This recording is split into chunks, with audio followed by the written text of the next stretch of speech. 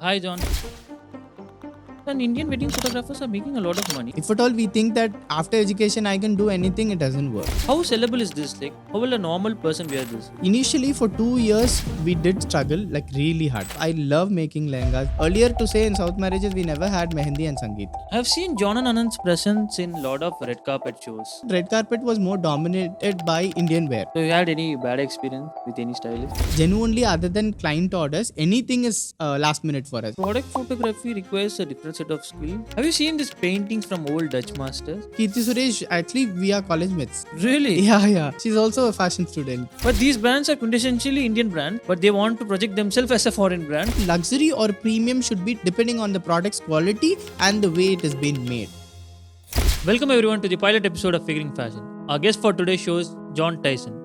John is the designer of the brand John and Anand, and John is also the creative director of our podcast. John is one of the finest designers I've known and I've worked with, and he particularly specializes only on gowns. Many celebrities like Janhvi Kapoor, Keerthi Suresh, Shruthi Haasan, Shreya Ghoshal, Sri Leela have worn their outfit for shoots, red carpet events, and even performed in their outfits. So in this episode of Figuring Fashion, let's figure fashion from John's point of view.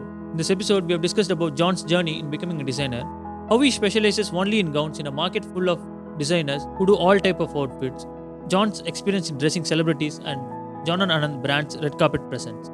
Not only that, since this is also my first podcast as a host, we have also discussed about my journey as a photographer, my assisting experience, and people who I look up to. Please do subscribe to our podcast because the more you subscribe to us, the better the guests will be able to bring to the show. Enjoy the show.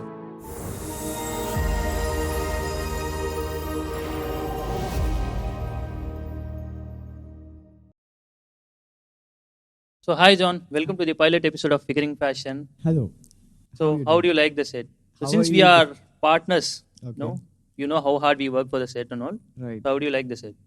Yes, the set is pretty amazing, and I believe you just brought it in the way that we technically planned it. So it's all, up to you, your execution and Thank you, everything. thank I you. believe. So yes, it's great. Okay, fine. Thank you. So, this is the first time, the John and Anand brand. You are the face of the brand. Not Me many. and Anand both. Yeah, I know. together. Not a lot many people know the face behind the brand. But this is Right. the first time you guys are coming in front of the camera. Right.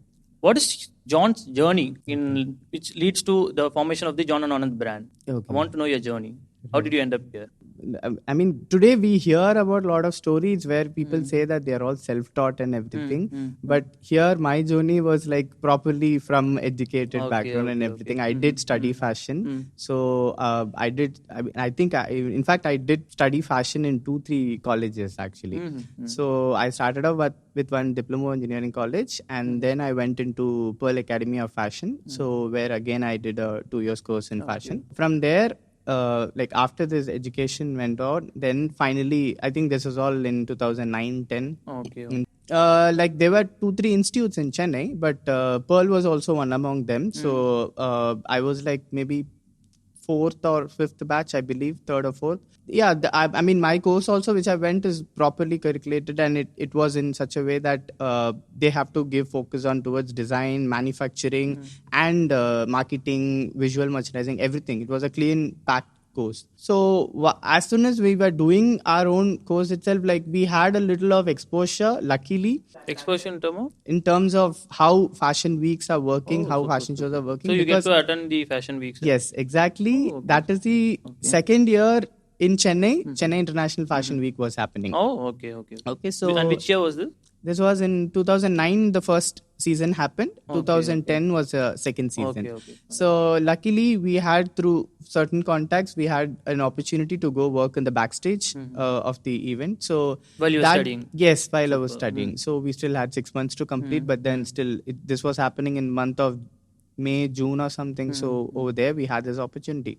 And it was 6 days, fully packed, like literally 5 designers per day, all over across the country, and few international labels were also there.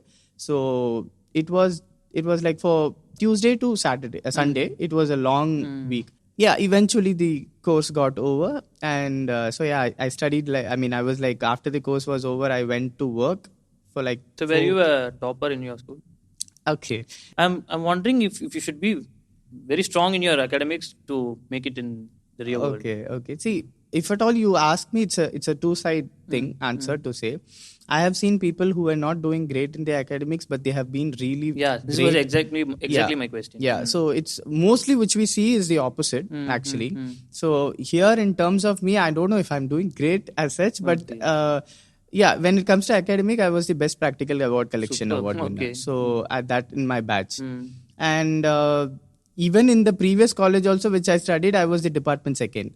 So yeah, academically, see, as soon as I got into my actual department, I was always excelling. Wherever I do take an extra effort of learning whatever. It's just that sometimes I annoy my classmates that, why is this guy doing too much more than what has been asked? But I love doing it. So obviously it was good at that time.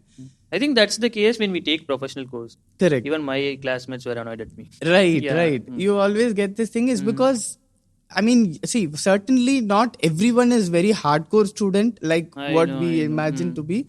But at the same time, one bad habit that I do is that I don't like to do it alone also. I will tell even others also to do the same. So that is where they get annoyed. But again, it is certainly there will be some project we have to work on collaborative nature. With your other classmates. With your other mates. So you have to form a team and create that and all. And in that, Pearl was doing very well.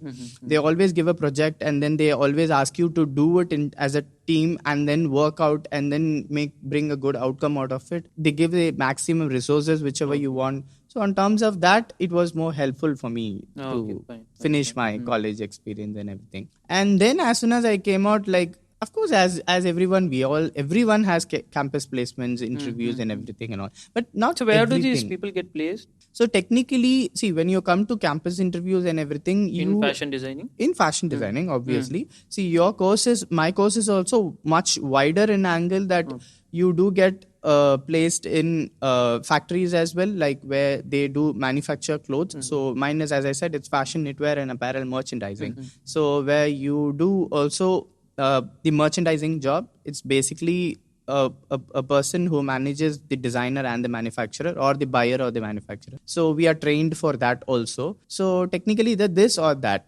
You have two specializations, so you can choose whichever you wanted to go. So obviously we did go through interviews and all, but not sometimes campuses do work. Sometimes maybe they are not meant for you, so you have to pick your own. So it was not meant for you? It was not meant for me. So, but then as soon as I got through a few interviews and everything, maybe I thought that maybe I'm not an industrial person, because even if you get a job as a designer also, it was behind a brand. Okay, so you have to work for a ready to wear brand or something. So I thought that maybe this is not my place, so I will just try getting some jobs in boutiques or somewhere. And that's when I came across one offer. So it was a pure ethnic wear boutique which offered a job as a designer. So then I went in, and there was no internship and all. I was just directly employed, and I just worked for like 4 months or something. But that taught me so many lessons genuinely on terms of what you study and what you work is completely different, because we do also think that okay, now we are is already completely different from the real world. Correct. But we also have this one confidence that okay, we have studied a professional course, so which means that we have been taught what is in it. But again, it is not the exact case. Yes, to an extent, which is true. But world is also keep changing here and there again and again, that you cannot expect it to be the same what you have been taught. Correct. So end of the day, after you come to the work is when you understand, okay, this is a bit different. Okay, I have to maybe get adopted to it. And it's very difficult for you to get adopted also. You will be having masters, tailors under you where they have to listen to you. It doesn't happen always because you're a student just out of your college. So people will say that, like, why, who's this guy coming and telling, or maybe he doesn't have an experience. I've had so much of fight that one day master left and went, even literally. Okay. Yeah. So not fight, but it went into an argument where I was like asking him to do a certain style. He said that, okay, this is where I give you an example how it actually worked. Go ahead. Good. So there was one design which I discussed with my client. So now I have my senior designer, who employed me, she said that, okay, now it is you and the master, so you can get the work done from him. So I went and told him I want the neck in a certain way. He said that, no, you cannot widen it that much. Either if you do it, the shoulder will droop. Okay. So, which means the shoulder will not at the place, it keeps falling off. I said, no, but that's what I committed to the client. And that's how I wanted.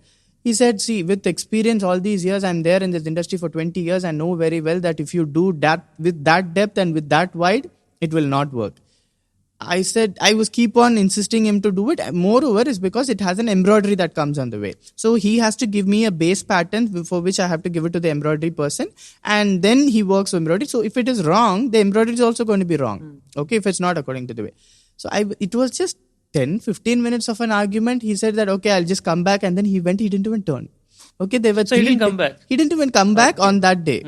So there were 3 tailors waiting, and from there, my senior designer called me. John, what did you do? I said I didn't even do anything. I just told him that I wanted in this way. No, see, now he's gone. Now how are you going to allocate the work for the tailors? Oh, am I supposed to do that? Yeah, of course. The master went away, so now you are the one who has to manage it. I said, okay, fine, I'll do it. It's fine. And also it was a urgent order kind. So I have to get the thing done in another 2-3 days or something. And it has embroidery as well. I thought, okay, fine, I've studied. I know the pattern. I know how to do it also. Let me do it by myself. And then I was drafting all the patterns and gave it to the embroiderer, got it done, gave it to the tailor and got the stitching also done to an extent. And then after everything was done, the next day the master came in. I didn't utter anything. I said like, okay, let him work. Let me also work. Anyway, my blouse is getting ready. So I'm sure that I can make the client fulfilled or satisfied. And the client came for the trial the next day. The blouse was all completely ready for the way which it was. And then, like how he said, the shoulder did drop. Okay. So, but one thing happened is that I achieved the kind of wide and the pattern whichever I sketched, I achieved it for sure. But the technical side, I was not aware of it. That shoulder did drop. Not very bad, but I thought it could be manageable or something. I don't know. So then I didn't have a choice. I went to ask Master, can you just come and see this problem? So he just came and he did say one remedy that, okay, do this. It will be fitting on. He fixed. Okay. And it all worked. And it was nothing major at all. It was so that day evening, I thought that, okay, see, just by education doesn't work, or just by experience also doesn't work. When you collaborate both together and when you work together and share your knowledge, and when each of them are ready to share. So he is experienced in field work and your experience in... your experience and your knowledge. Education should combine together. If at all we think that after education I can do anything, it doesn't work. Same way, if you think that only field work can work, it doesn't work. I think you'll be doing also the same thing, not anything experimenting. Exactly. So it does happen. It is a difficult phase especially when you get into a designing where you're going to do it for clients, your one-to-one client, you're going to do a label, design a label for your own time. It does involve such challenges. But in one situation, I understood that, okay, fine. It's a collaborative work. Now finally he fixed my problem or whatever it is. But what if I didn't even know how to do that pattern? Okay, maybe I would have ended up with what he said. Okay, maybe my sketch was wrong. Maybe I shouldn't widen the neck like that. I would have compromised with him. Only because of the educational experience that you had. You know that is possible. That is possible. At least I know that I can do the construction of that outfit. Only then it worked. So then is when I got an understanding. I got a lesson that day that, okay, so now we are not going to show off that I know everything also. At the same time, you should also listen to the person with experience, what they say. Then is when the work comes out well. So that is one experience I learned through working for another label. Later, how did you get into? Then later on, I was into another brand. It did go for like 2, 3, 4 years or something like that till 2014, where I did Chennai International Fashion Week in Chennai. So from there, after one point of a time when I came to know that, okay, at that time I was doing Indian wear as well. Okay, so later on I thought that, okay, see, now today there is too much of competition on which you see. People are coming out with new designs. This is my exactly second question. Okay. So I want to know, why did you narrow it down only to the gown? Right. Okay. So yeah, but still, I mean, to even complete the first half, I love making lehengas. There's no doubt about it. I love making Indian wear. I think you have made us also some design for a photo. For you? Yes. We have made always when we work. We have made. So John, I want to know, why did you guys narrow it down only to gowns? So, I mean, I think when we started off, it was not the actual choice. When we wanted to do it as a label, it was not the actual choice. We got an offer to do showcase our collection in a event. That was also their first ever event that they were doing in Chennai. It's called Provoke Summer Fashion Under the name Festival. of John and Anand, right? Yeah. Okay. So, I mean, this fashion show actually came in. At that time, we were already preparing for our own side. So we thought that, okay, this can be the launch kind for the Of your label. brand. So that's when we decided, okay, fine. We have to now pick what kind of clothes are we going to make for the show, actually. We thought like, okay, fine, we'll stick on with this. And then that's when we decided that, okay, not just for the show, maybe, in fact, that gave us more confidence, because after the show, we did receive a lot of good compliments that... So you were able to achieve whatever you were. Exactly, yeah. In terms of color theory, the silhouettes, the pattern and everything, we So whatever you were sketching, you were able to achieve. bring out. So that's when we thought that, okay, maybe I think we can do better in this. So let's stick on to this and go on with it.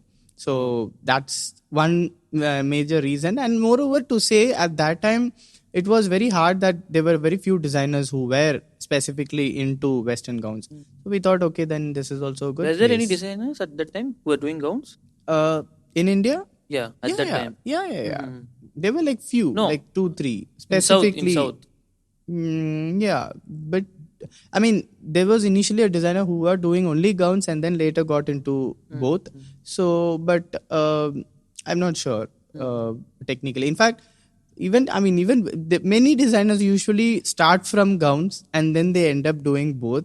We just did the other way around. We were doing both. And as said, Anant was always there with us. Even when I was doing Chennai Fashion Week also, still Anant was there with me on terms of deciding for the show and everything and all. Okay. So this time when we decided, we thought, okay, we will do only gowns. And we decided and we just stick on to what we were doing. And yeah, we are going well. So yeah, to know even about you also in general, like I think... as I know you, I think you are from an engineering background student. Yeah. So you were very keen on pursuing your photography from the beginning. You started off, that's what you told us.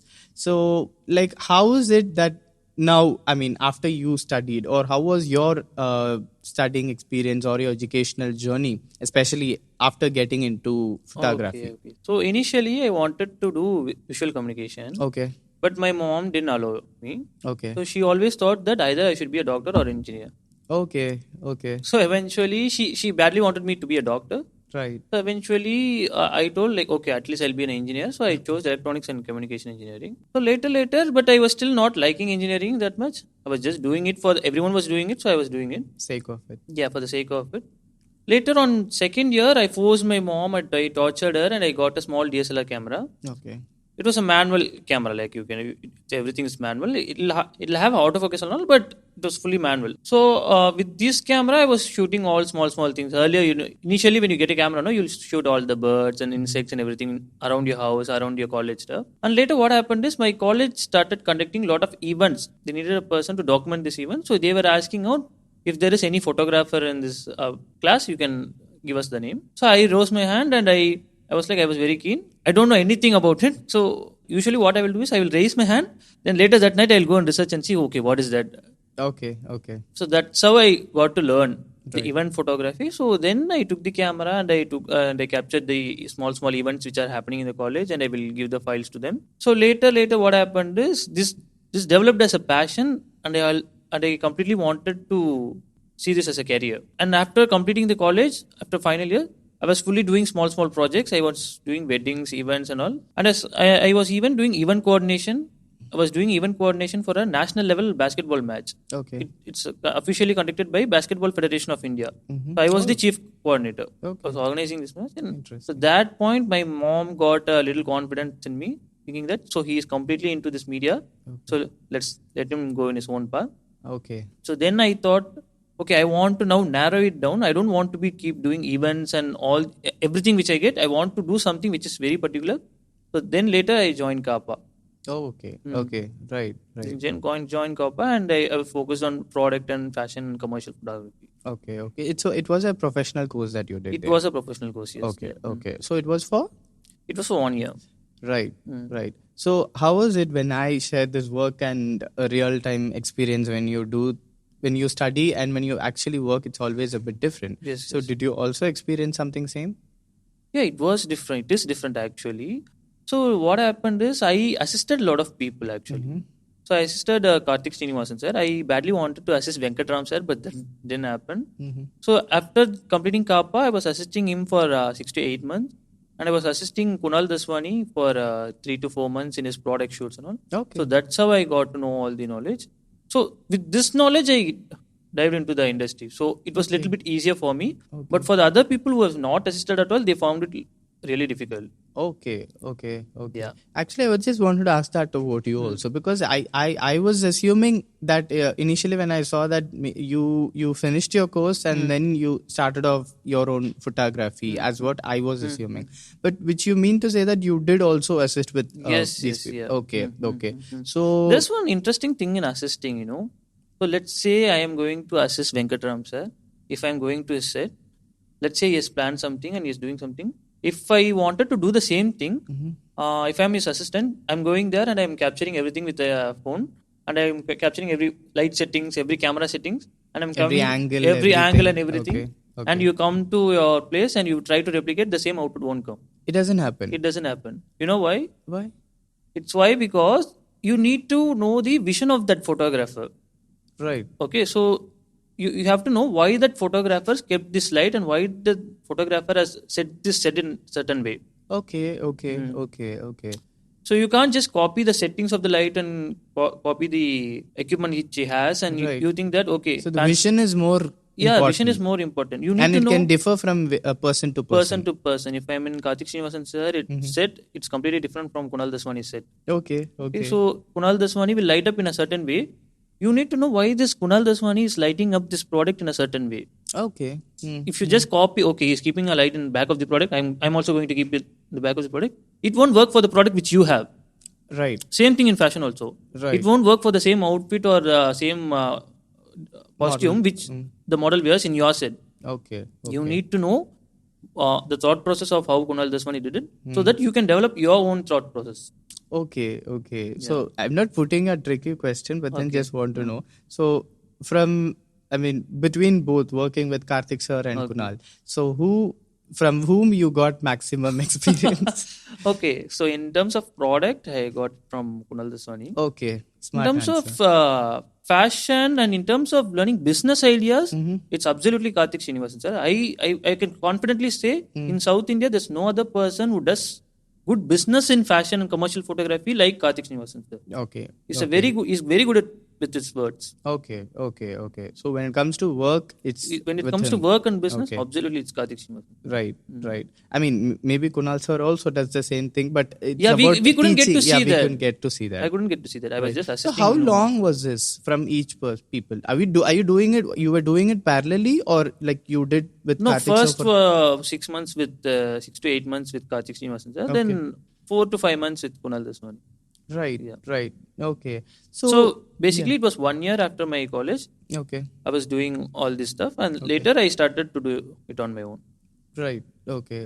So parallelly, also I get to do a lot of my own shoots also. So in this period, I got to learn a lot. Okay. So I will go and assist him. I will try to see exact. Why did I tell this was because I was trying the same thing. I will go and assist him, and I would try to copy the same thing and come and do here. Right. The output won't come. Right. Then I will know, so this is the reason why it was not working for me. Then I have to create my own vision to set the own lights up and frame up. Okay.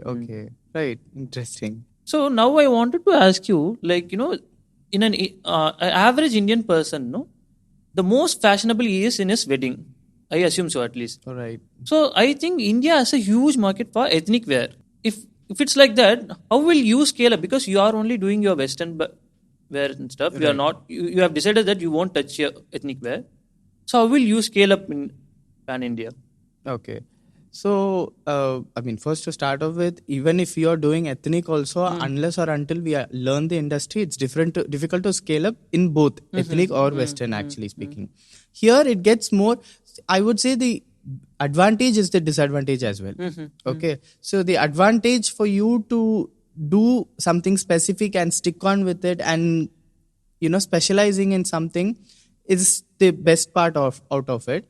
But then at the same time, when you do something different or specific, you are already narrowing your channel of income, or maybe even channel of people who might come to you also. So which is unfortunately the point. But how much do we understand the market is what is also more important. So if you understand, we started off this like in 2017, that we wanted to do gowns and go on with it.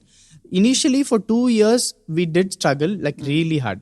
Like literally you used to get 1 or 2 orders every month, or eventually there'll be no orders for 2 months also. Okay. So it was a time, but as I could say that me and Anand were prepared that okay, this will be the scenario. Okay, see, because you kind of know.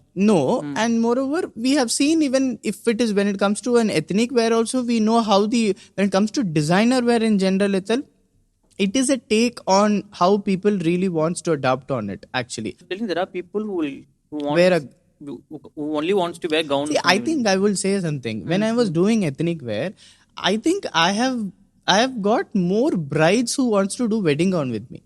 When I was doing ethnic wear also, technically at that time I was doing both. I have one question. It might be irrelevant. So are these people only Christian people or not? See, like it's okay. I would say, maybe to clarify the point, then I got more Christian wedding clients. Okay, so which means they genuinely want a white wedding gown, Christian wedding gown. So at that time, it was not much in Chennai actually. You either have to go to Bangalore or Hyderabad to buy gowns or something like that, or maybe if it's done in Chennai, maybe it's not done in the way it is actually supposed to be done. Yeah. So eventually there were a lot of people who landed up for wedding gowns with us, and it did work for us actually speaking. If at all you ask me the scale also, I can say that it was 60-40. I was the actual business was coming 60% from wedding gowns for me. Because at that time, as I said, the market was also so small, so people did eventually land up coming to us. So we thought that okay, after getting into this also, even this is also going to happen. But again, the industry did change. We started having a lot of ready-made showrooms which can sell Christian wedding gowns, and they do alter it to their own sizes. Before, alterations and all was a big thing, but now it all gets altered also. So eventually it was changing. But then new thing called as cocktail. There was cocktail is an event which is there already, for sure. And now people started adopting it. See, earlier to say in South marriages, we never had mehendi and sangeet. Yes. Okay, so now we started having it. Now there's no nuance about what has been added. As far as you elaborate your enjoyment, it is great only, actually speaking. Yes. So now to say, you asked me about this, how did you finalize into it, and how the market is already very scattered. So how do you think that you can make a niche out of it? But my question here is that in photography also, okay, when you start studying photography, when you think that okay, you will be taught everything, right, in terms of from nature to commercial to product to fashion to everything, you'll be taught. So how one picks their genre? Okay. So how one thinks that okay, see, eventually during end of the year, maybe after you learn everything and then you say that okay, I'm doing good at it, so I will stick on with it. That is different. But do you students start to pick your genre even the starting time? I mean, when you start studying? No, I don't think so. See, this course was commercial photography. Okay. So in commercial photography, all the genres come: wedding, events, fashion, and product. So all this comes under commercial photography, because the nature, wildlife, it won't come under commercial photography. Okay. So we were learning about commercial photography. Okay, so the course was commercial photography. The course was commercial photography. We were touched upon these topics like nature and all. We'll know slightly, but we were not going in depth of it. Right. But I was slightly intrigued by capturing people. Okay. So I was always curious. From my college days also, I will call my senior akkas and I will take photos of them, and I like that process. So I wanted to do the same process. After that, I was doing events and all. So I kind of know how these events, weddings will work, but I wanted to narrow it down to one thing. So then I thought fashion. I was resonating strongly with fashion photography. Then I started experimenting with small things. Then I got into it. Okay. And kind of see, why I joined this institution. I wanted to learn commercial and fashion photography in a scale which I can go out and do the same thing as Karthik Srinivasan. So earlier also I was doing photography. That was the one thing, when I got into the industry, into the institute, I was not like completely newbie. I know photography. So for first 3-4 months, it was okay for me because they were teaching all the basic thing. I know all this basic thing outside of the college only. So I came into this institute with a very specific goal of But learning. was that an advantage for you? That was a big advantage from compared to other students. Okay, right. So eventually, so what you said is like on the end of the course, you were like almost about to decide that okay, this is my genre. While joining itself, I know I wanted to do fashion photography. I want to learn commercial and fashion photography. That's why I joined into that course. Okay. So, but with other people, the other people, it was not like that. They just joined into that institute. Then later they figured out. Then they chose their genre. Okay. So as I said, you are inclined towards fashion photography, but is there other genres? Because yes, I do product photography also. Yeah. Okay. So product photography requires a different set of skills where you'll be lighting a small object. So that is even more complicated than lighting a entire complete set. Okay. If you see, we did a recent shoot, the bridal shoot, in which there'll be a lot of elements, but we wouldn't be keen on all the small elements. Okay. We wouldn't be keen on lighting all the small elements in a different way. Okay. But when it comes to product photography, you should be keen on observing all the small elements. That is the difference between product and fashion photography. Okay. So usually, I like to play with light. So that was more keen. So I gravitated towards product photography also. As well. Okay. So I mean, in which you take so much of time to do your prep and everything, your setup and everything. both equally the same. Product photography is as equally interesting as fashion photography. Okay, right. But okay, see, I'm just asking this in such a way that if at all you pick, because I chose one particular genre is because I want to focus on it and I have to make sure that I give the best out of it. No matter, I don't want to get deviated in any other way. So when you choose product and as well as fashion. So when you say that they both are not same again, nowhere. Like it does have a different kind of preparation for each. Yes. So do you think that choosing two genres and will you be able to give the best out of it in both? Yes, there are a lot of other photographers who were choosing multiple genres. So let's say, for example, Kunal Daswani does product. Okay. He's shooting for a lot of jewelry brands, but he also does fashion as well. Okay. He's shooting for magazine as well. So I think you can do. So, when you do product photography, I want to tell to a lot of photographers, when you do product photography, you will master the art of lighting a subject. So when you apply the same thing in your fashion photography, you get a lot of beautiful output. You get a lot of unique outputs. Okay. Yeah. So I think this, I don't know about the other fields, but this one, doing product photography absolutely helps you in fashion photography. But I also have one more thing to say. I say a lot of people were pushing me to do wedding also. Okay. So personally, I didn't feel like doing wedding because I always had this fear where if I do wedding, that style of photography will stick to me in the fashion. So I'll say an example. We had a videographer for one of our shoot. At the time, I was not doing video personally. I will hire some person. So this person is an excellent cinematographer. He was an excellent cinematographer in terms of wedding. If you see his wedding films, the output will be superb. So I called him for a fashion shoot. Okay. So he was shooting that video. Exactly how you will do the pre-wedding poses. He was asking the model to do the pre-wedding poses, the wedding poses and all. Okay. So that's where I thought, if at all I was also doing the wedding photography, I would adapt the same thing and come and do there. Okay. Do it here. Okay. So I don't want to do that. Okay. So it was a for me conscious personally, choice. consciously, I don't want it to do wedding. Okay. Personally, I won't take a camera and go and shoot. Maybe if at all a situation comes, I won't do also. Okay. Go to a wedding and shoot, because that thing will stick on to me and I don't want to carry the same thing to a fashion photography. Okay. But do you think, but there there are other photographers who are doing successfully Of course, there are other. I don't know how Amar Ramesh does that. Okay. He does wedding beautifully. Outside of wedding also, he does fashion also beautifully. Right. There are other people, Joseph Radik also. But these weddings are in another scale, Okay. The wedding Amar Ramesh, you know how much Amar Ramesh charges? Right. He charges 7 lakhs, I guess, per day. Right. Joseph Radik charges 12 to 13 lakhs per day. So they are in a different scale. For wedding also, they plan and go like how we plan for fashion photography. They plan certain stuff. This photographer gets to know the outfit colors and everything. So they plan the background and location and they go. Right. But now eventually I think even most of the wedding also is like planned in such a way only. Like they do plan their look, they do plan the outfit and everything. It is all No, do pre-planned. you know something? Earlier they wouldn't share that to photographer. No, of course, yeah. I mean, when you say about wedding photography, it's already gone long way. Nowadays, we have. See, as far as I know, the times where I was doing wedding, I have to take camera and go. Then only I know what the people are wearing, who the makeup artist was, and so now they're exactly planning it as a fashion shoot. Our client asks, "Can you please send this sketch because I need to share it to the photographer?" Yes.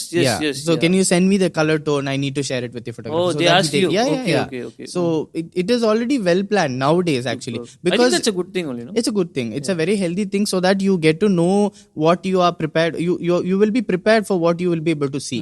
So on that day, you will be able to plan also things quickly, because nowadays we are all having the time schedule. So as far as you get more information, it's better you are more prepared on what you're seeing. And we also are more interested when people are really giving that much of an input on towards it. Certainly we do certain gowns and then we think that, will this be shot in a proper environment? I mean, it is for a client only, obviously, but still we will also be a little concerned. But when you see, after we give such much input to them, it always comes out beautiful. When you give them the sufficient amount of input, like how flare is it going to be, what is the color tone is it going to be, how blingy the embroidery will be, or there's not going to be any bling. So these are all things I believe the photographer on the other end is giving so much of details to it. So he's focusing on the lighting and everything, and that's the reason even wedding photography comes out as best as like what we see in the other commercial photographies as well. In all these genres, whichever you see, initially when you started photography, like I'm sure someone would have given you a thought that, okay, see, if you want to make money, you have to do this. You have to get into this kind of a genre where you really will make good amount of money. So was there some place where people said that... Right. It's still there, like wedding photography makes the most money, I think. Okay. So that's why which is a fact also. Just a fact also. That's why I asked you the same question. Indian wedding market is a huge market. Right. And Indian wedding photographers are making a lot of money. Right. So that's where the majority of money lies in. But fashion photography is also catching up. Okay. Earlier, you couldn't make a lot of money in fashion photography, but nowadays there are a lot of fashion shoots happening, a lot of magazine shoots. I think there are so many people behind it who actually changed the view of fashion photography. For example, I believe you discussed last time about Tarun sir. Yes, of course. He changed the perspective of fashion photography in terms of... Utter his name, I am having goosebumps. Yeah. Okay. So he's your favorite. So, yeah, he's my favorite. Right. So I think that brought us the kind of that largened the lens in such a way that people can see fashion in through this perspective, and it can be a commercially viable industry also. But I mean, coming to my other than keeping my point in, but what do you think is commercially viable other than wedding photography? Like for example, photography, you can product photography, and there are other architecture photographers. Right. It has a huge scope. Okay. But how, now as you chose fashion, so how commercially viable is it right now? Which one? Fashion and product. Fashion and product. Yeah. It's how commercially viable in the sense how commercially viable in terms of like how business is in there right now. Like, okay, I am very keen in fashion. I'm giving my best in the output and everything like that. But is there a selling initially point? It will be a slow start because for 1 to 2 to 3 years, 1 to 2.5 years, you won't make any money. Okay. Slowly, you will get a lot of contacts. You will be shooting for magazines and stuff. You will make a lot of money. Okay. And product photo, if you're like me, choosing fashion and product, initially you can make money with the product. Okay. You can slightly do fashion also in the same time. Later you can get into, you can have money in the fashion photography also. Okay. Yeah. See, technically, when we do shoots with a theme and everything. Like for example, which we did, the recent bridal gown shoot which we did. We had a theme, we worked out, and I remember you being behind me, please send this gown, please send the gown, because I need to work on the thing. So that we have a scale and we work on that. Okay, still we do give emphasis on the design and the cut, and also the way the video has to be made and everything. But on the other end, when you have something called a catalog shoot, where the model has a front and a back. So do you also put this in a product shoot, or is it a fashion shoot? Product shoot needs a lot more prep work. Okay. But isn't this also a product? Now again, an outfit where you do a catalog shoot. But catalog shoot, you will be shooting a lot of outfits, no? Yes. Yeah. So since it is ours is a concept shoot, we will be having 4 gowns. We had 4 gowns, right? Yeah. So No, that's what I'm asking. Do you call it as a product shoot? If at all I wanted to get, like say 10 gowns, I want to shoot front and back. That's all. I don't really want to. It can be even one model. She can do 10 changes. So do you put into a category that, okay, it's a product now, I'm going to just shoot front and back, or it's still a fashion shoot? Still a fashion shoot because the makeup artists are involved and Right. there is a model involved. Right? Okay. So only when the subject is non-living, I'll categorize it as a Okay, product, product shoot. shoot. Right. Okay, interesting. So coming to that, and I've seen John and Anand's presence in a lot of red carpet shows. Okay. Okay. So we have given your outfits for a lot of cine shows like Filmfare, Right. IFA and SIMA. Filmfare itself, you have given a lot of Filmfare. I Right. know. And you have given your outfits to a lot of fashion shows also like GQ, L Awards, Hello Magazine shows. I think in GQ, Shruthi Hassan. Yeah, correct. I think she even performed in it. Yes. I just want to know, see, sometimes I always see John and Anand giving dress for 2 celebrities for the same event. Right. That is a very rare occurrence. I couldn't see any designer who is giving outfit for 2 celebrities in the same event. Right. I just want to know the thought process of it and Okay. how did you achieve it? Okay. But this is, see, actually, this is not something that is me very predominantly happening in India, but in Western countries, if there is a Golden Globe Awards and everything, there is always one designer who styles 4 to 5 celebrities Okay, also. okay. Yeah, it's very common in there, but here Here? it is a bit rare. There is one conscious decision also behind it. See, certainly, if a brand, when they think about their the image that they wanted to portray, if they have already a constructive way of an image that, okay, for this event, I am styling only one celebrity. So I'm giving the full attention onto it. So I'm just focusing on it and I'm getting it done. That is done by a lot of international brands also on purpose that, okay, I'm styling only one celebrity for one event, actually. Why is that decision? It is because they wanted to give the attention to the brand only by one person, not diluting it by giving it to 2 or 3 people. Or maybe people will think that, so the brand is so very easy available or something like that. But this happens in a scale where the brand has reached almost in a top edge where they are already here for 2 or 4 decades or something. So they restrict themselves to not giving it. For example, you cannot see you cannot see a Chanel gown on 2-3 celebrities wearing it. If at all, if it is a ready to wear, they go buy it from a store. That's different. If it's a Golden Globe Award and it's a custom made gown, they'll not do it for at least not more than for 2 celebrities. Okay. So here in India, it's not restricted genuinely. Initial days, if at all you see red carpets 10 years ago. So when you see red carpets where you will be seeing everyone wearing Manish Malhotra predominantly. Yeah, you can see everyone in sari, one person in sari, one in anarkali, one in another lehenga. So, and in fact, red carpet was more dominated by Indian wear. So, which is a good thing, which happened in 10 years ago. When slowly things started changing, we all started seeing options that have been given for outfits actually on terms of it. So then when we also get requests, so when we get for 2-3 celebrities, especially to say, if at all you have noticed it, this will mostly happen in South events. Okay, I have given for 2 celebrities in South events. One was for SIMA, which I did once for 3 celebrities. 3 celebrities? Yeah. Okay. So, I think it was 2022. We styled Isha Reba and one another person also. Okay. So, I'll come to the reason. The second time when we did for SIMA, it happened in Dubai somewhere. We styled, we dressed Sri Leela and we dressed Atmika also. Okay. So when you see these both events, particularly, SIMA is a event which is for South India. Okay. So when you see South India, we are diversified in such a way that we have Kollywood, Mollywood, Tollywood, and the other places also. Like for example, Telugu, Malayalam, Kannadam, and the other industry. So when you see, we have these 3 languages, and what happens is here, however, the industry is diversified in each way. Okay, Malayalam industry, we still have set of heroines. We still have set of heroines in Tamil industry, and the same in Kannada industry and the Telugu industry also.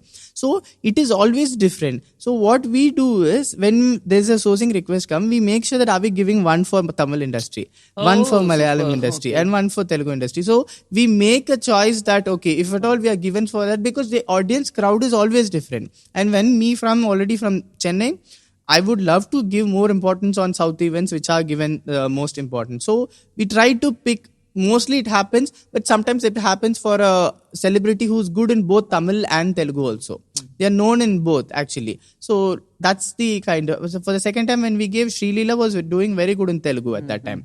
And then Atmika, she was doing in Malayalam and Tamil also, actually. So that's one choice. Again, when we did for IFA recently, like, which is, I think, Just 1 week before, okay. yeah. So over there again, we gave it for, that was again IFA Utsav. So which was a South-based event. So there we had awards for Tamil, Telugu, Malayalam industry. So over there also we gave it for Pragya Jeshwal. She was from North. And then we gave it for Shraddha Srinath. Malavika Sharma. So from Telugu. So Shraddha from Tamil. So this is the kind that we wanted to channelize, and that is the major reason we give But it'll one be or hectic two or for more. you, no? It's a detailed process. I think Anant is the one who goes through it. I have no clue how he handles it, but he tries to channelize it, and he tries to make sure that it's planned in such a way. But there are times it doesn't work also. I think this year Saima we were not able to You didn't crack do it. anything. Yeah. Okay. So we tried, but as I said, no, every event doesn't really work. We have to send options. It has to work on the both ends. So that's how we pick. Okay. But when it comes to like North events or maybe national event or something like that, at that time, mostly we'll be happy if someone in the industry wears it. Okay. So it can be North, it can be South, because it will be already crowded with everyone. So any one person can make it happen. It is great. But yeah, when it comes to fashion events, that's where we really wanted to put our push also in there. So luckily we always have this thing that we wanted to dress up someone for Vogue or for LGQ. But fortunately you dressed Shruthi Hassan for GQ, no? GQ awards, yeah. So And I think she also performed in your... Yeah, that's what, as I said, I think initially we didn't know that she was also going to be performing. Okay. So we thought that she's going to be on the red carpet with it. But then when we saw the pictures, oh God, we were like a bit disappointed. Oh my God, she's not on the red carpet with it. Okay. Later on, we came to know that she was actually performing with it. So Which means your outfits are very comfortable. Comfortable could be. But then, yeah, when we saw that she was, that time her recent album got released. So she was performing that song. And in that award 9, and we like felt, okay, cool, that this is given for a much better thing. So again, for L Awards, we styled Prajakta Kohli. So she is one of the most famous influencer in our country. In our country. So we were very happy to style. She hosted the event actually. Oh, she hosted the event. So this is also she was kind of performing. I mean, she's hosting. Yeah. So it was that time when we thought that, okay, for L Awards, okay, fine, yeah, we are giving it. That was through L itself. So the internal people from L, they wanted to ask for her, and then we sent options, and then this worked for her. So that's how the Hello Mag one was for Hansika. Yeah. Okay. So that was actually Hello Mag award happens in North always, but the last year they wanted to do South side also. So specifically for our 4 languages. So at that time it was for Hansika. So it just worked actually. I mean, it happened in Hyderabad, I believe, but then she carried it out really well, like the way with her. That was the first time also working with her, Hansika. Okay. So what about styling, Miss India contestants? I think you and Chaitanya Rao sir are the 2 designers who are giving their outfits for Miss India and Miss Diva. Right. Okay, so what is that process, and is it entirely different from this, or how is it? See, it's again like, see, always for and I think every it's designer. You are official from Miss India, right? Right. I mean, we get You're it from official partner of Miss India. Yeah, we get it from the official stylist who does it for them, actually. Okay, so it was earlier Bharat, and now we have one another person who's coordinating it. So we get it we get the approach from there directly. But this Miss India won't restrict your creativity. They'll just give it to you and no, mostly they pick from what we already have made first thing. If at all they wanted to recreate something also, they always ask in the lines of what we have done. So maybe they say that I like something this similar to neckline. that. So can you do it in another color? So that's how their choice of options with be for designs. So when they came asking for this thing first time, and I think we cracked for 2022 finalist. Okay, so I mean she was a winner also for that time. So Miss Diva Universe, she was a winner as well. So we did for her, and then for the next thing also we did for Shraddha, the next 2023 which went last year. So that also we did for her, and luckily what happened is I think both the people for their main press meet they were wearing our gowns. Oh, yeah. well, So okay. as soon as they won After the title, so their press meet happened in one of their native city over there, and then this one in Mumbai, and both were. What happened was usually they choose black for the press meet, actually for the winner. So what happened was it was not planned also. We also sent them so many other options in other colors also, and this one luckily there was one black also in that. So first time also it picked, and second time also it picked. We also didn't realize it. Later we came to know that okay, we have done it for the both main press meet as well, for the winners especially. So that's So for the last 2 years, I think you have done it. that's 3 years also. Even this year for Sonal we have did. Super. Yeah. Okay. So I know that you're very keen when it comes to selecting the models. So for a last shoot also, you are very keen. You want your models to look in a certain way. Okay. So you want your models to represent your brand in a certain way. So you choose. So how is it when it comes to celebrities also? Is there any choosing process? Arvind, I think it is a mixture of everything to start off with. Okay, when as soon as you get a sourcing request, the first thing is obviously the celebrity. So They'll tell you the name of the celebrity. Yeah. You will get a formal letter, like kind of a pattern that says that we are styling so and so celebrity for so and so event on so and so date.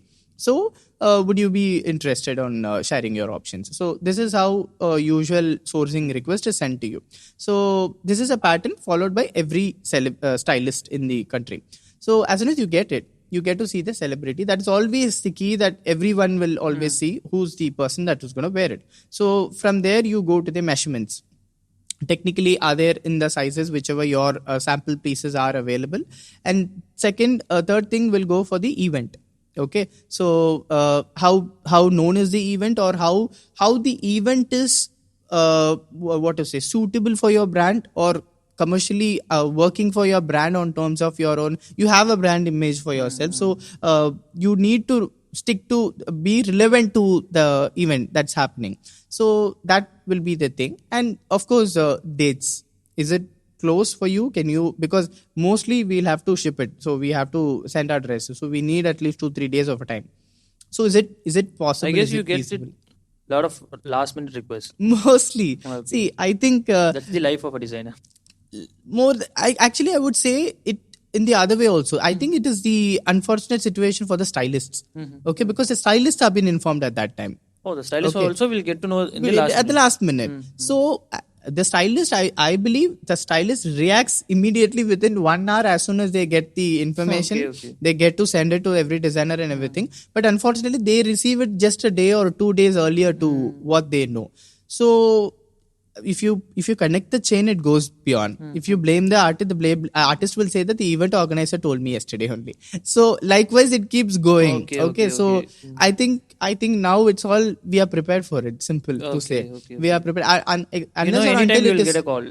When I said all these parameters one by one, it's always relevant or connected to one another. Okay. So maybe the celebrity profile is like in a way that maybe not very well blending with your brand, but still, if the event is great, you will still consider. Or if the stylist is gonna give you more visibility, then you will still consider. So it's always an interconnected thing. So it is never one deciding factor for us to say that, okay, no, I'm not being able to do it.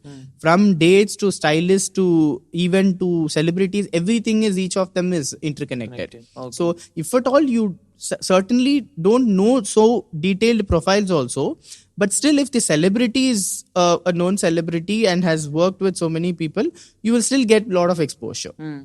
So on terms of it, end of the day, we do celebrity dressing or sourcing thing is only because for the profile to have a better visibility and exposure. So for that, whichever supports in this is going to be the choice that we will make eventually. So you had any bad experience with any stylist?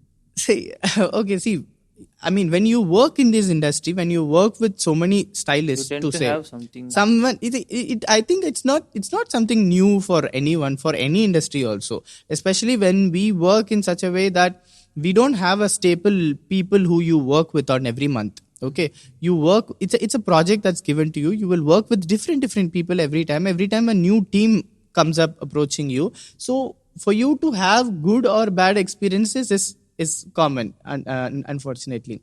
But to say, we are very lucky that we have always been approached by known stylists or experienced stylists or celebrity stylists. So to state, I think we have worked with Shalina Nathani, Sukriti Grover, and Mohit Rai sir, and Space Muffin. There are one people who does for thing. So we worked with them for Hangama Awards, and we styled Sania Malhotra for that. Oh, okay. Actually, so we've been very blessed and lucky that always most the top stylists have approached us, and we have always worked with them in the most nice passive way. We've never had any glitches working with them at all in terms of start to finish. But of course, it happens when it comes to some stylists, when you either they are fresh or something when they approach it. But I think it depends on how you handle it. See, there was one weird situation. I believe that there was one stylist who was doing for a few celebrities. So, however it is, the profile that he brought in, we were also very keen on working with that profile. So, we said that, okay, fine, we are giving it to you. So, they said that it was, in fact, they wanted in a day.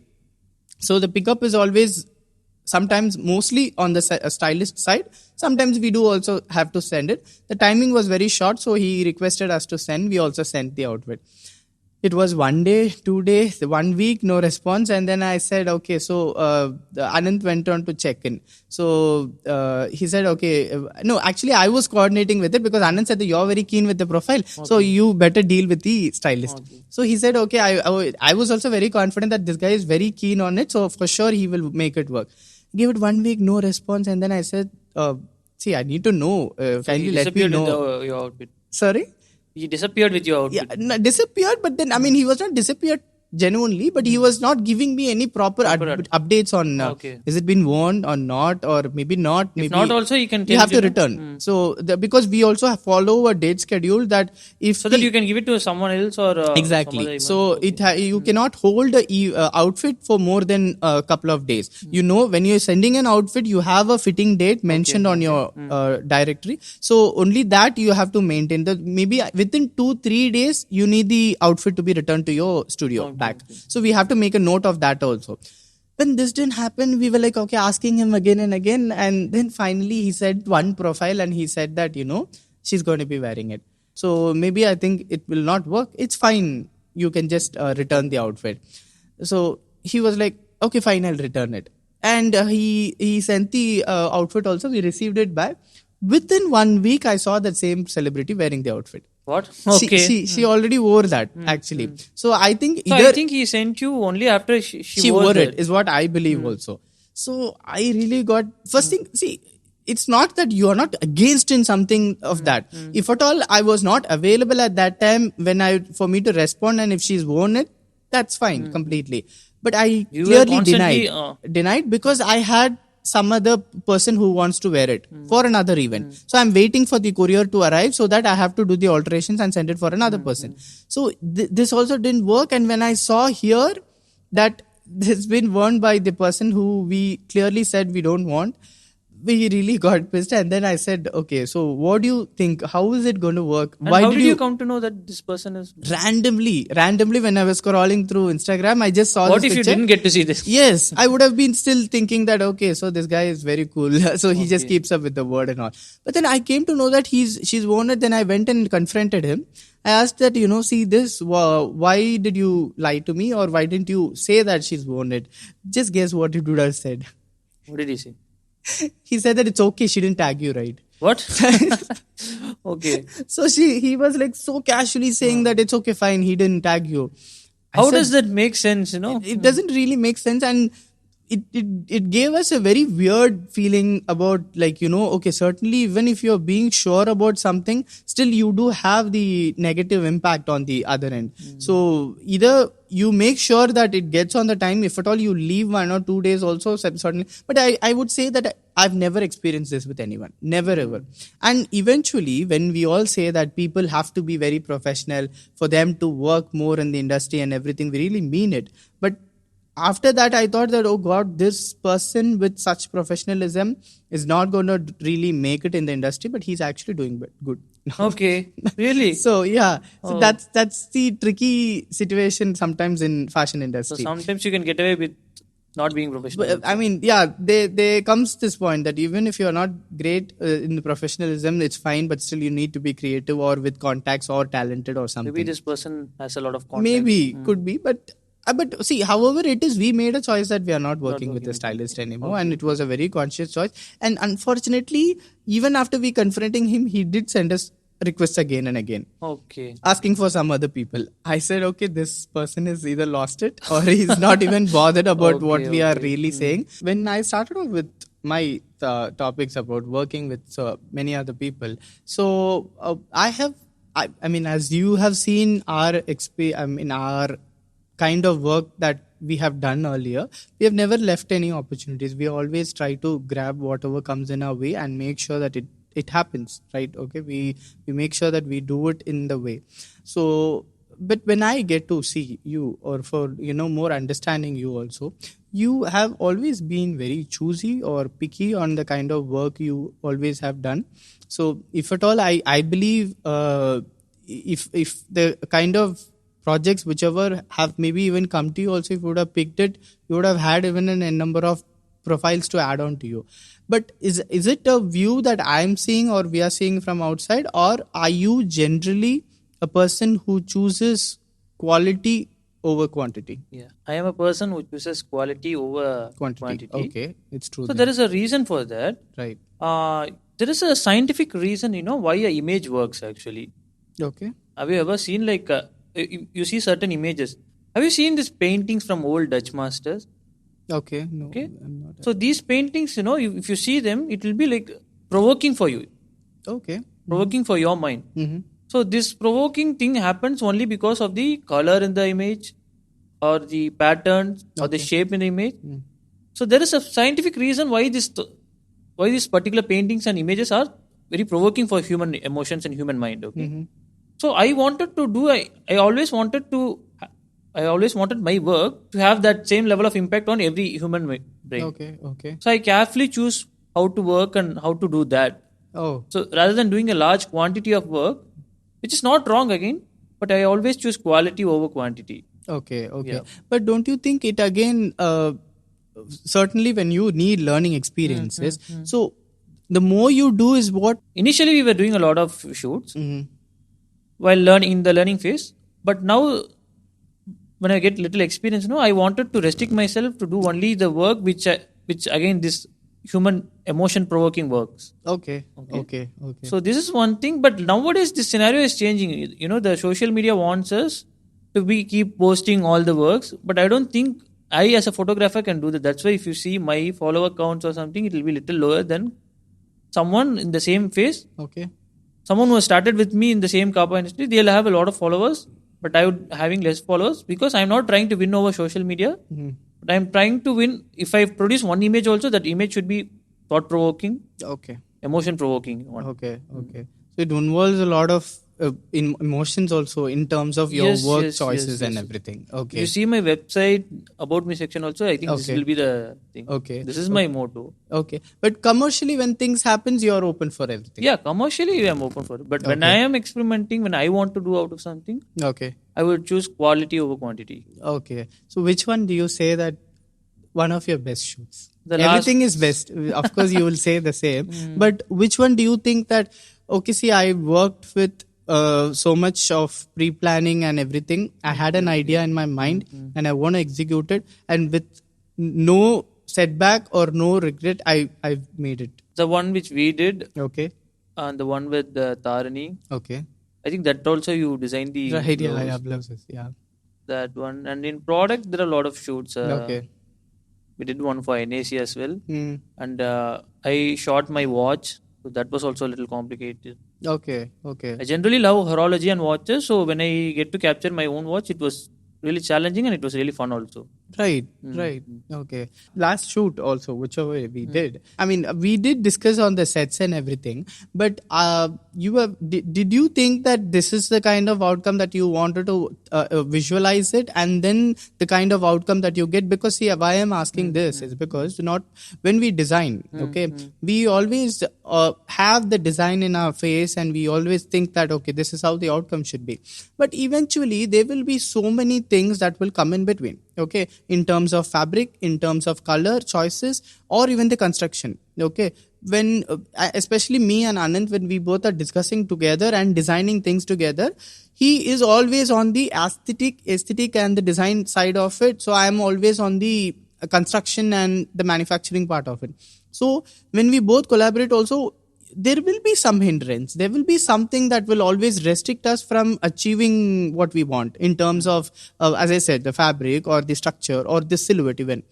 So we will have to make either slight compromises or slight changes in terms of the design or the outcome because of so many XYZ reasons. And then we come out with the product which will be more or less close, but still we will always have this one thought that we could have been the same first thought that we had. So likewise, was this like something that you actually visualized and it just came out, or you think it could have been? It was the one which we visualized. We had a base concept, no? I showed you the mood board. Right.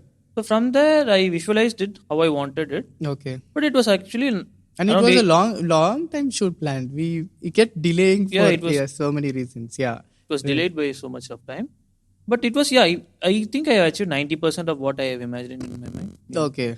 You can't always achieve that 100% thing. Right. And also I want to add this one thing where you get, when you see a lot of things, it will all be registered in your subconscious brain. Mm-hmm. And I feel like that only will come out as a work for you. Okay. I think it's same for designing also. Right. You get to see a lot of designs and you mix and match. Your subconscious brain will mix and match this. Okay. And you'll draw something or sketch something. Right. Same thing.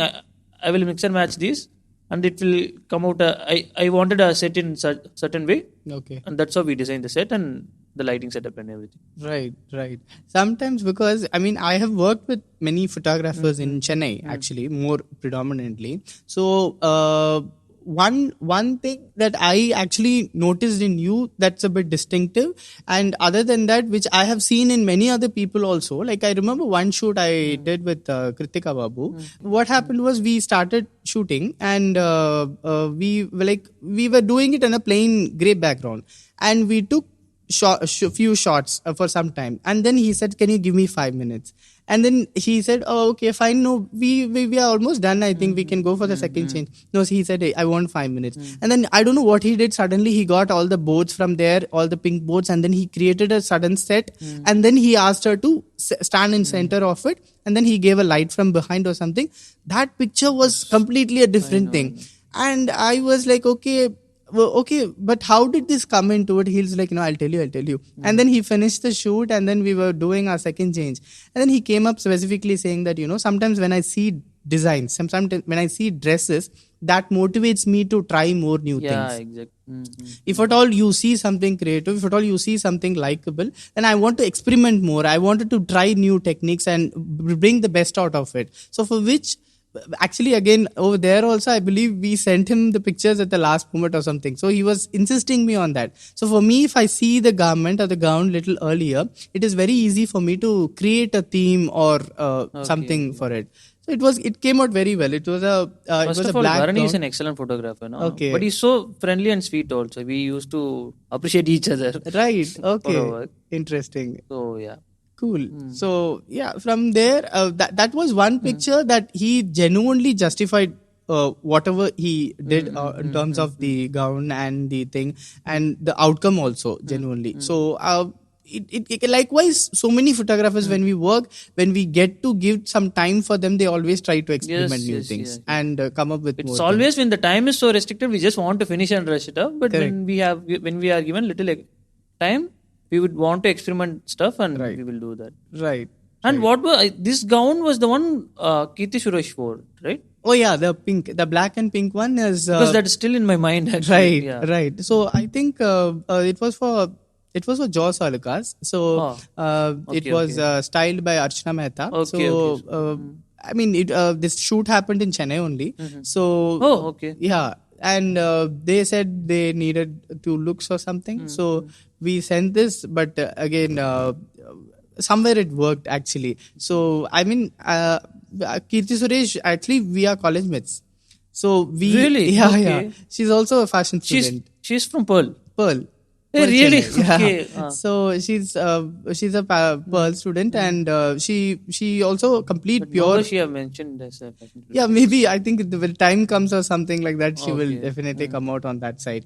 But at that time itself, like she always is one person very keen on her own education also whenever she was doing in fashion, and certainly after that we already know that she will eventually either try movies as well, and successfully, thank God, she's doing it successful actually.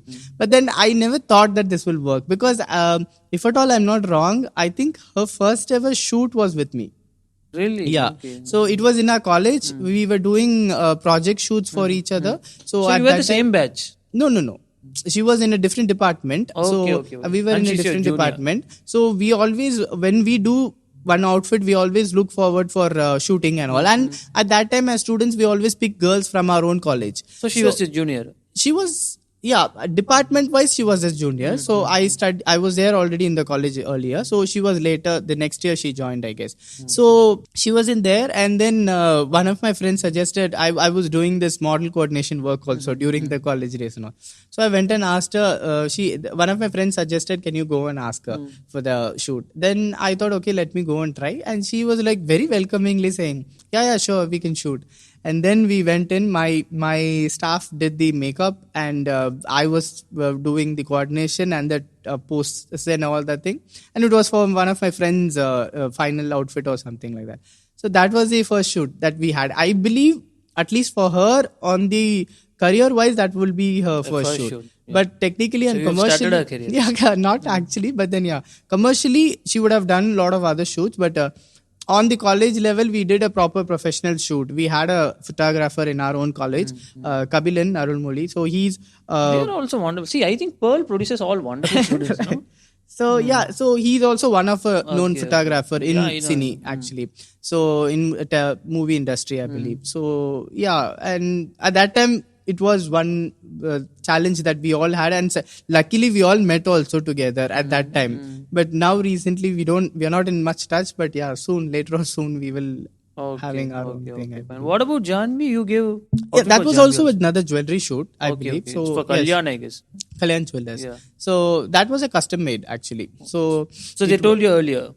Yeah, they had lines, they had their designs, they wanted in certain lines, and we've already done few gowns on those lines. So they wanted it in a different color. That's all. So it's not, I wouldn't say it was last minute, or I wouldn't say it was too early also. It's somewhere in between. But for me, I think I came from somewhere after that. It immediately came up, and I have to start off working in that. So it was good. We just took and we started off doing that. And then initially there were a few changes on terms of measurements and everything and all. And then we gave it, again, outfits are always based on measurements also. It should fit her perfectly. So we And she made should sure be that comfortable wearing it. comfortable also. So we made sure that it all meets those own targets, and then finally we came to know that it worked for her. So then we thought, okay, fine, Janhvi. It's I mean, it was also a kind of what to say. We wanted to dress her for sure. Everyone wants to dress her. She's right now one of the greatest fashion icon of India. Yes. So she carries herself very well. She knows what to wear, what not to wear. She knows what she's comfortable in. So on that terms, everyone will be wanting to work with her. And for us, when it happened, it was a bit surprise actually.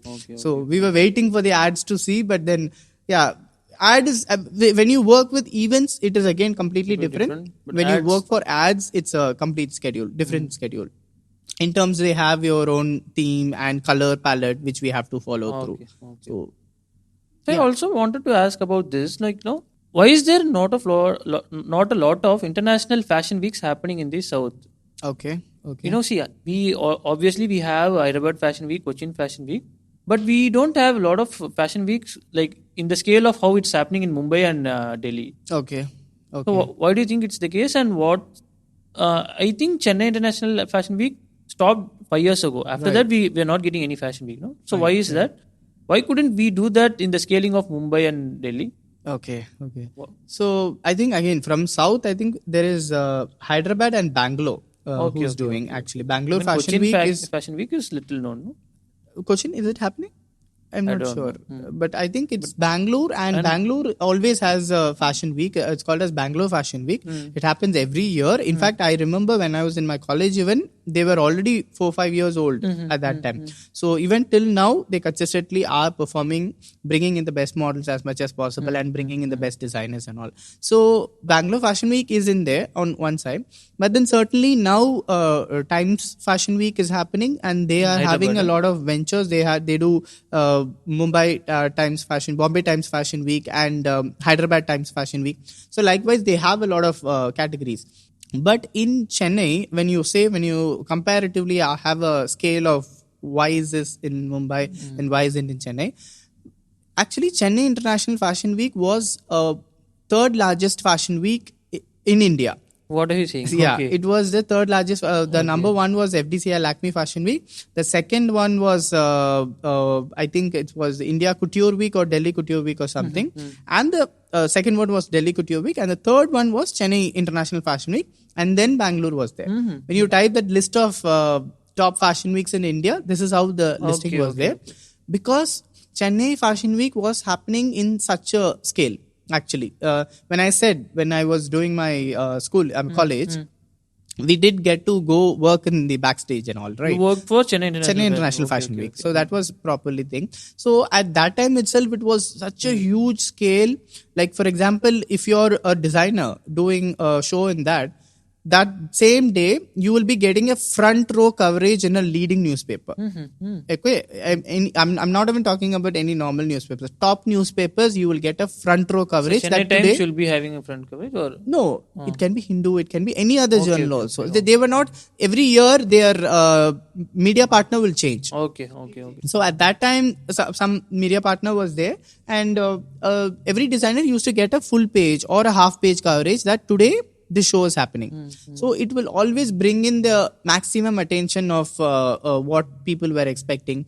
And you had top designers participating in it. You had Neeta Lula, you had Satya Paul, you had Archana Kochar, you had a lot of in the industry, the top names from across India, Anju Modi, all these names were performing in, showcasing their collections in the Fashion Week. And you had good number of models also. Like, for example, a lot of models who you see right now who's walking in leading fashion weeks are a product of Stamp Fashion company, actually.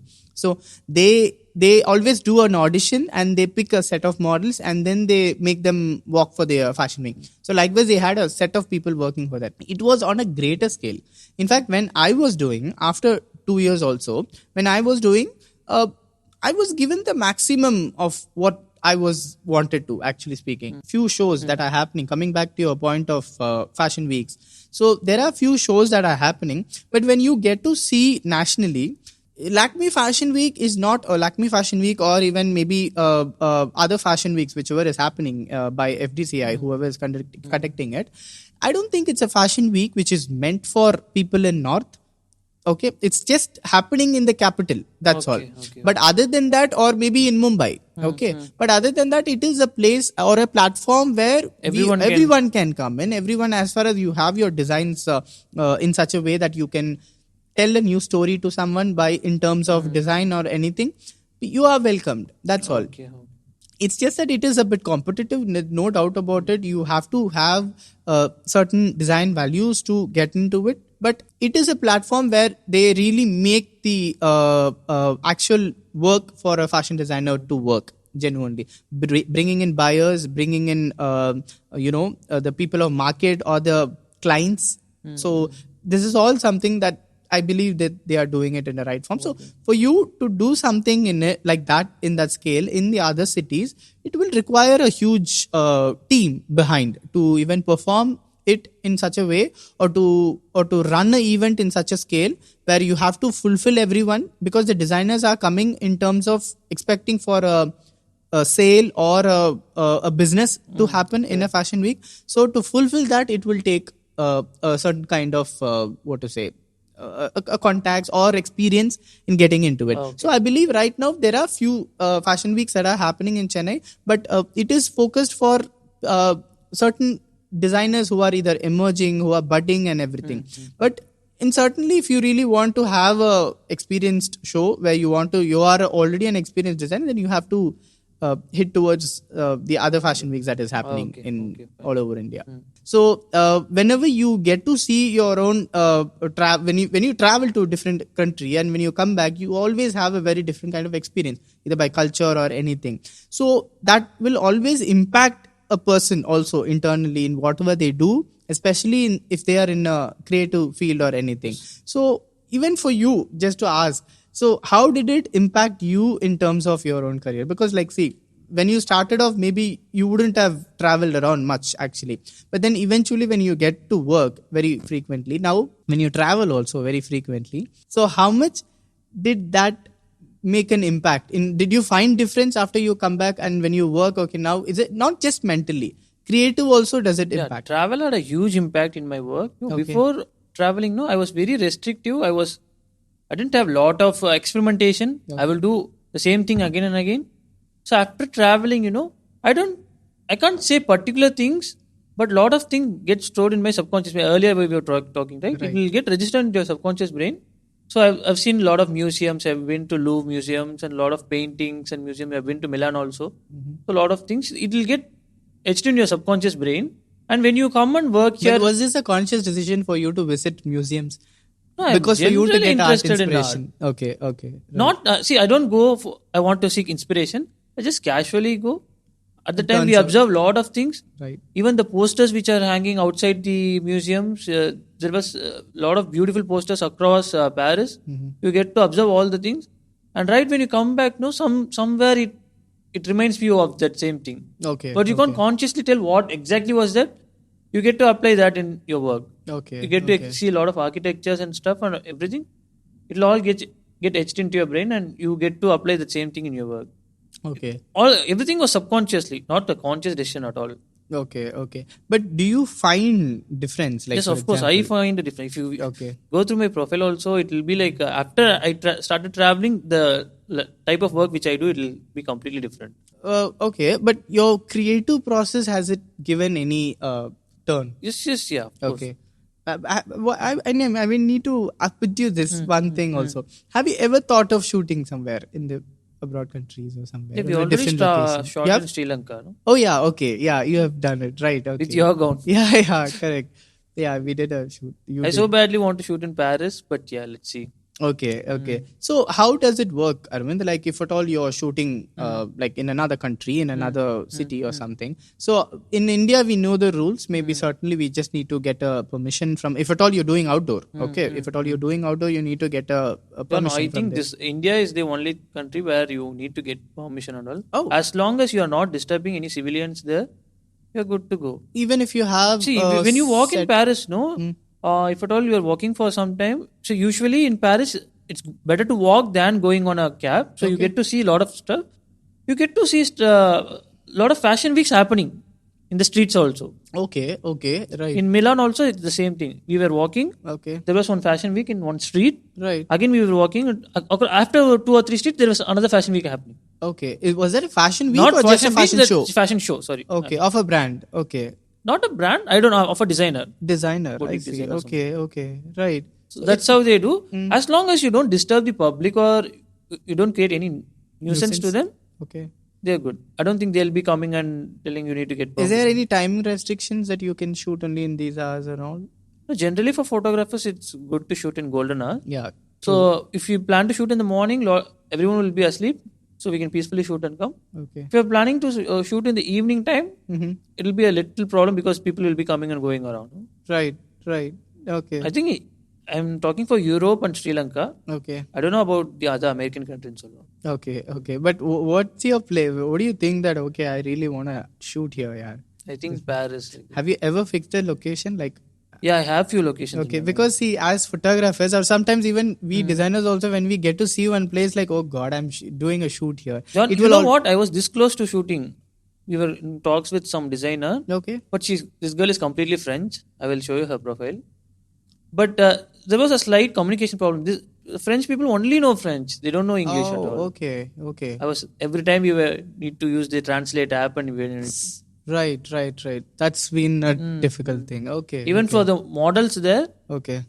it's little challenging. Okay, but this one you already planned and Not went, or planned. it just happened something? No. We were about to shoot, but it was it not didn't happening. Yeah. Okay. So who's your favorite designer, John, in India? So both in South and North. Okay. See, And you also let me know why do you like them? I think, see, okay, when it comes to, I think your favorites will keep changing. Every 5 years once, when something new you see, when something amazes you, you will always have an inclined interest towards it. So for me, I would say, to start off from, for so many reasons, I would say Gaurav Gupta. I think he changed the way a silhouette can be made look. Okay, he if at all you see his designs, it's more of dimensionals and it's more of architectural look, geometric and everything. So that kind of an impact can be made on an Indian silhouette was something phenomenal for him to work on it.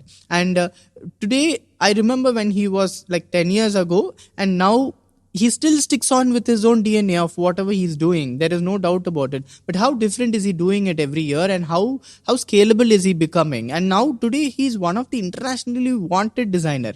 Every celebrity wants to have one look of Gaurav Gupta on them, actually. So I think as a designer, that is one way you become successful on terms of making your own thing. And I think nationally I like him, and I don't think I have to even categorize it internationally also, because he's already an international designer as well now. So From South? I think when it comes to down south, I would love to go to designers who does a lot of heritage lehengas, Indian wear and everything. I think Anushri Reddy is one of the person who is my favorite from the time. The way she uses endless embroideries and the kind of color tones and the silhouettes that she picks, and the kind of mood that she brings from her own looks. I think she's doing it good actually on terms of it. But yeah, we do have few other designers, but then I think as of now I just can pick this name. Okay. Is there anyone from Chennai? Okay.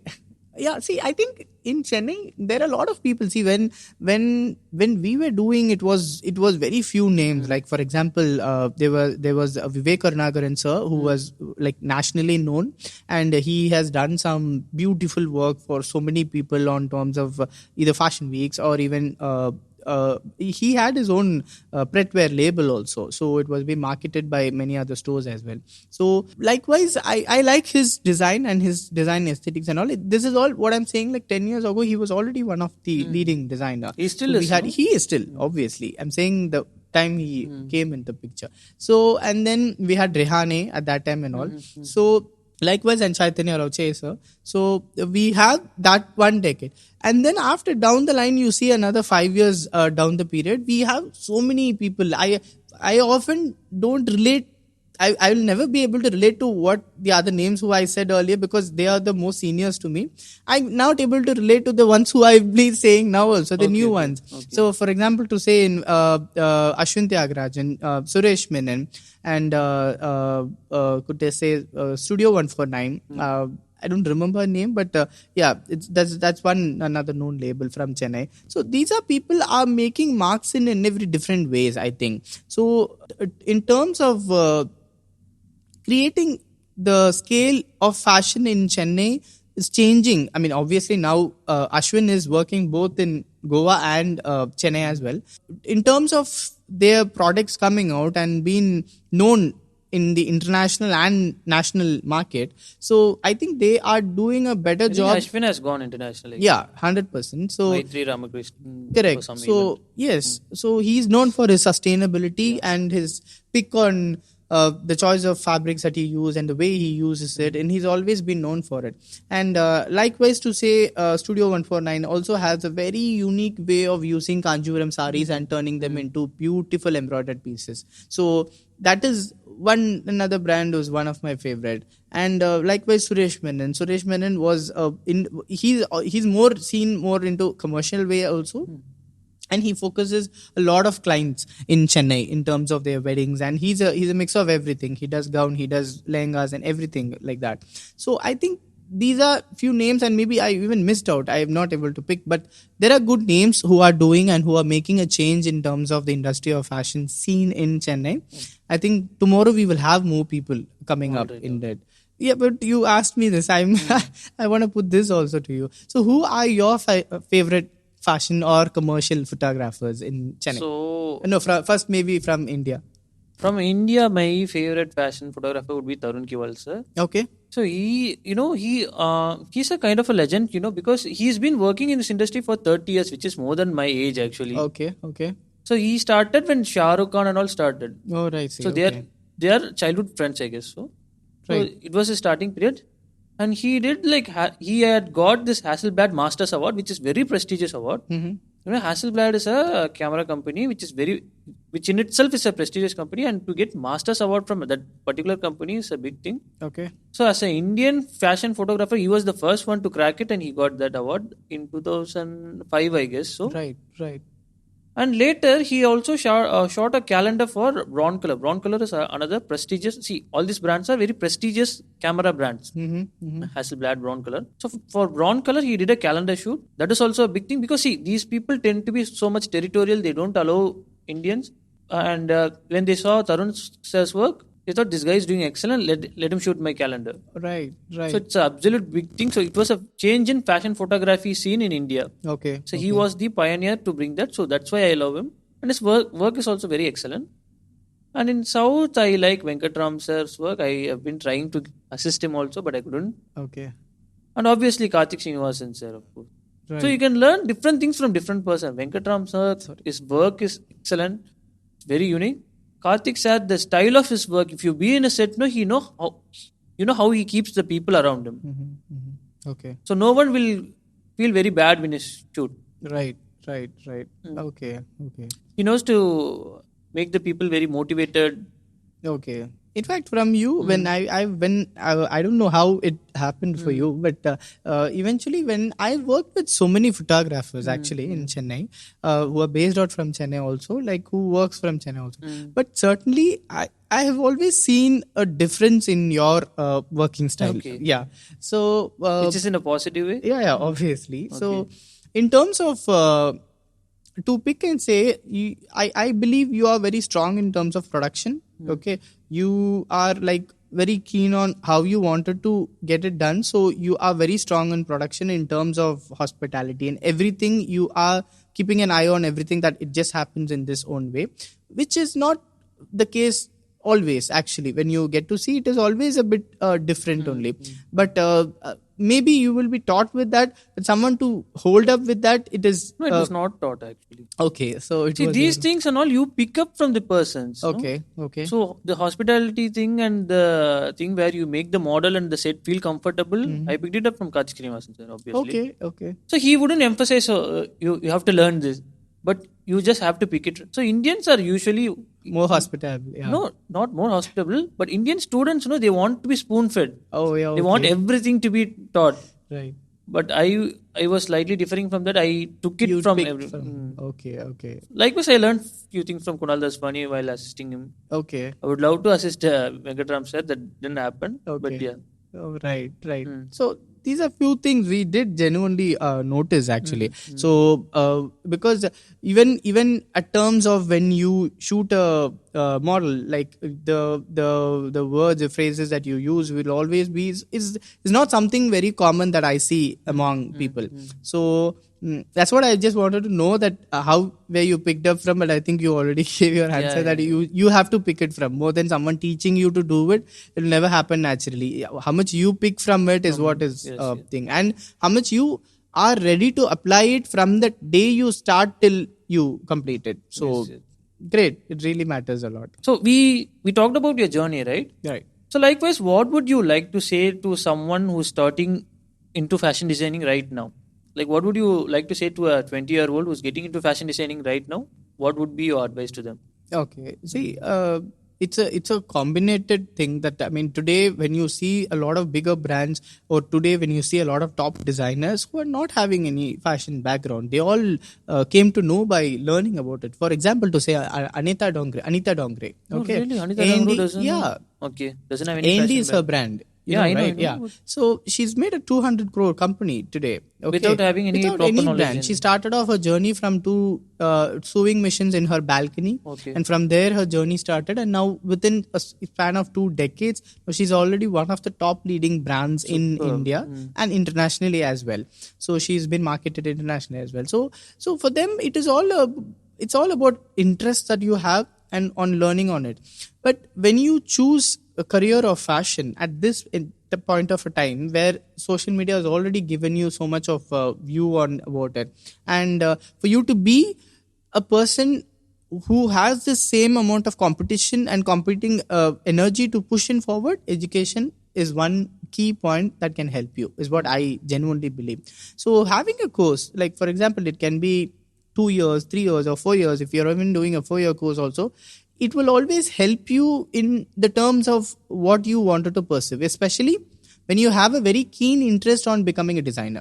When you want to be a designer, when you're very sure that I have to make a mark in this industry, then if you start off from it, it's always safe. But not as said, still not every situation. But now houses are changed. Now fashion is more of a known industry in between parents and everyone. So I don't think it's going to be a bigger challenge like how we had in those days actually. But now I think people can pursue education by, fashion by education, and then they work also to an extent with certain people, intern with them, and then come into the industry. I think gradually that will make you understand the nuances of the industry, and then the certainty of what you should accept from it also. From there, it is always easy. So I think education wise, it's more key for me to say, if at all something helped me, education did. 100%. The contacts or whatever that did give us a major contribution, but still education was also one of the key that played a role in whatever that I am in right now on terms of learning your own. And as you said also, Arvind, to pick from you, it is always not your being taught. It's always what you pick from it. People. So unless or until you don't pick from if it, you're really passionate, you will pick from people. 100%. And we had so many people around our college, but still I believe not everyone 3-4 of them only made it as designers actually, out of so many people. But of course everyone are also working in different sectors in different fashion. So but if you want to do something on mainstream fashion, education will always help you, and choosing the right institute, because nowadays fashion has become a course that's been easily available everywhere. But for you to choose is fine, but then at the same time, if you get into a college, especially into a course where they give you a proper knowledge about what is fashion, it can be just 1 year also. It can be just for 2 years also. But how much are they able to cover it for you? It's what it matters. 1 year? Yeah. So in that 1 year or 2 years, what do you learn from it? From there, when you kickstart, it's always one confidence that you will have, I would say, to start off with, for you to go in with. So you have so many good colleges, genuinely to say. In India, you have like NIFT and Pearl who are doing very well, phenomenally well, and INFD is also there. And in South, if you get to see, you have we had it in Chennai, and then later in Chennai, it got closed, and then they opened in Bangalore. So for the zone of South, they are now actively working on Bangalore.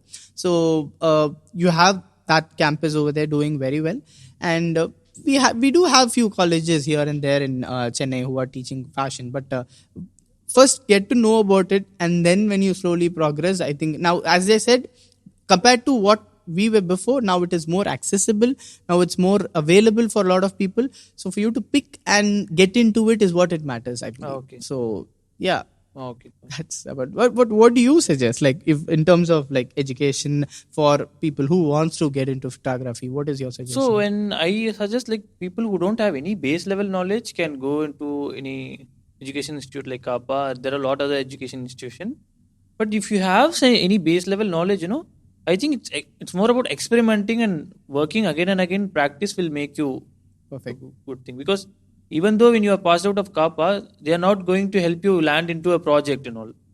Right. So it's up to you to search projects. So I think, and one more thing I would suggest is, nowadays a lot of people are not using any studio. They're afraid of using studio strobes or studio lights. They just want to shoot in continuous light.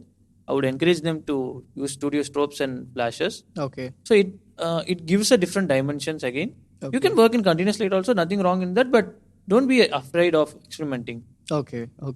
This is for this is for the students that you want to come in, is what you're Yes, saying? yes, Or, yes, okay, yeah. right. All right. Okay. And what are the opportunities? Like, for example, what are the available institutes? Like, you mentioned your institute, which you said. Likewise, is it different from what you studied? Like, earlier, did you have restrictions on terms of colleges or institutions, or now is it more available? Now or how there is are it? more colleges available, but I don't know in Chennai. I know Kappa, but in Delhi or Mumbai, there are a lot of other fashion institutes. Of course, in Pearl also they teach Yeah, fashion they do photography fashion, also. yeah. No, I see a lot of excellent students coming out of Pearl. Right. Okay. So, So, there are yeah. a lot of the institutions, but Okay. there are a lot of the people who are self-taught, John. Okay. Mostly. Okay. I Right. think Tarun Kiwala self-taught them. Okay. Okay, John. So now we have come to the end of our podcast. Right. So thank you for sharing your valuable knowledge to all of us. Sure. Pleasure. We'll be soon expanding and sharing a lot about fashion, lifestyle, and we'll be calling more other interesting guests. Right. And this is our first podcast, Yes, obviously. this is our so first podcast. yeah. So yeah, I hope we had this idea of doing this for a very long time. We've been working on it, and successfully, this is our first ever podcast. Especially, I'm very glad that it was starting with me. So now we will see how we take this forward. And we are working viciously on how we want it to be visualized also. So yeah, as you said, we hope we bring in more people in the industry of fashion and lifestyle who can share their knowledge, and it can be more informative on terms of what are the insights so our of main the goal to start this podcast was to be more informative correct content, bringing fashion to a lot normal people and every people. correct and to figure what is happening Yeah. in fashion. So that is all about figuring Figuring fashion. fashion. Correct. Thank you. Thank you so much, Arvind. Thank you for your